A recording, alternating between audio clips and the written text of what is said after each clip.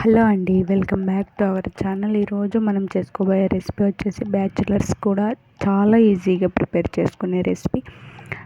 రోటీస్లో కానీ చపాతీస్లో కానీ చాలా చాలా బాగుంటుంది. ఈ రెసిపీ వచ్చేసి టమాటో కర్రీ.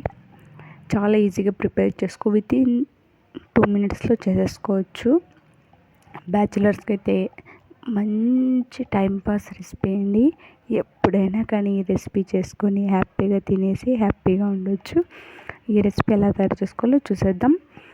ఫస్ట్ ఒక పాత్ర పెట్టుకొని అందులో ఒక 2 tablespoon ఆయిల్ వేసుకోవాలి. ఒక ఎండుమిర్చి, కరివేపాకు,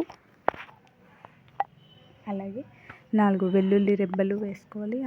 తర్వాత ఆవాలు, జీలకర్ర వేసుకొని వేయించుకోవాలి. ఇప్పుడు ఇందులోకి సన్నగా తరిగిన ఉల్లిపాయ ముక్కలు వేసుకోవాలి. అలాగే ఒక 4 చీల్చి పెట్టుకున్న పచ్చిమిర్చి వేసుకొని కొంచెం వేయించుకోవాలి.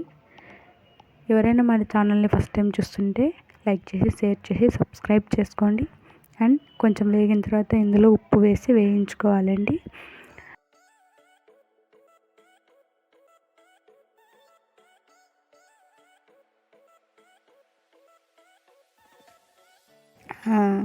అండ్ ఇప్పుడు ఇవి వేగిన తర్వాత టమాటో ముక్కలు వేసేద్దాం. ముందుగానే కట్ చేసి పెట్టుకున్నవి. ఇది అంతా బాగా మిక్స్ చేసుకోవాలి. మనం ముందుగా వేసుకున్న సాల్ట్ కానీ ఈ పచ్చిమిర్చి యొక్క కారం కానీ మొత్తం టమాటోస్కి పట్టి బాగా ఒక 2 minutes కుక్ చేసుకోవాలి. ఇలా కుక్ చేసుకున్న తర్వాత ఇందులోకి